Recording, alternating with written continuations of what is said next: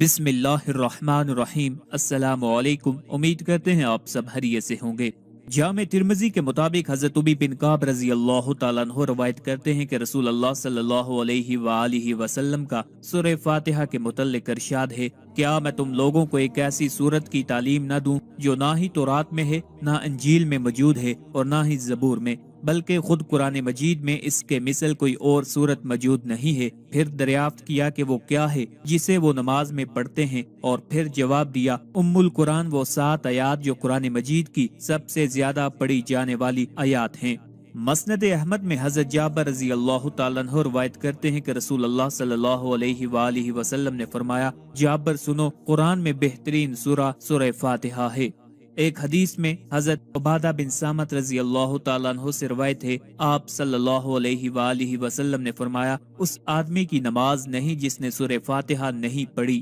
ایک حدیث میں حضرت ابو ہریرہ رضی اللہ تعالیٰ عنہ سے روایت ہے، رسول اللہ صلی اللہ علیہ وآلہ وسلم نے فرمایا، جس نے نماز میں سورہ فاتحہ نہیں پڑھی اس کی نماز نامکمل ہے۔ حضرت ابو سعید رضی اللہ تعالیٰ عنہ فرماتے ہیں، میں نماز پڑھا تھا کہ مجھے رسول اللہ صلی اللہ علیہ وآلہ وسلم نے بلایا، لیکن میں نے جواب نہ دیا کیونکہ میں نماز ادا کر رہا تھا۔ جب نماز سے فارغ ہو کر رسول اللہ صلی اللہ علیہ وآلہ وسلم کی خدمت میں حاضر ہوا تو میں نے عرض کی، یا رسول اللہ صلی اللہ علیہ وآلہ وسلم، میں نماز پڑھا تھا۔ رسول اللہ صلی اللہ علیہ وآلہ وسلم نے فرمایا، کیا اللہ نے یہ نہیں فرمایا کہ اللہ اور اس کے رسول کی بارگاہ میں حاضر ہو جاؤ جب وہ تمہیں بلائیں؟ پھر ارشاد فرمایا، کیا میں تمہیں تمہارے مسجد سے نکلنے سے پہلے قرآن کریم کی سب سے عظیم سورت نہ سکھا دوں؟ پھر رسول اللہ صلی اللہ علیہ وآلہ وسلم نے میرا ہاتھ پکڑ لیا، اور جب ہم نے وہاں سے نکلنے کا ارادہ کیا تو میں نے عرض کی، اے اللہ کے رسول صلی اللہ علیہ وآلہ وسلم،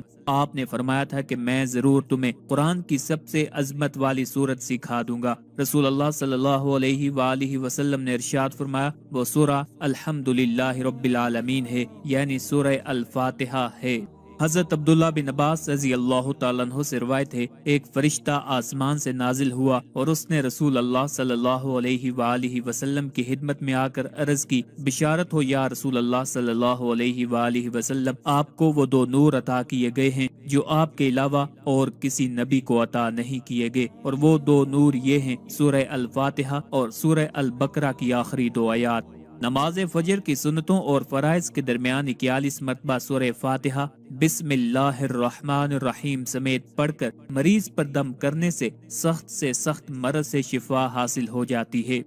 ایک بار سورہ فاتحہ اور 3 بار سورہ اخلاص پڑھ کر گھر میں داخل ہونے سے فقر و فاقہ گھر میں داخل نہیں ہوتا۔ ہر قسم کی حاجات کے لیے 100 مرتبہ سورہ فاتحہ پڑھ کر دعا کریں، اللہ تعالیٰ دعا قبول فرمائیں گے اور ہر طرح کی حاجت انشاءاللہ العزیز پوری ہوگی۔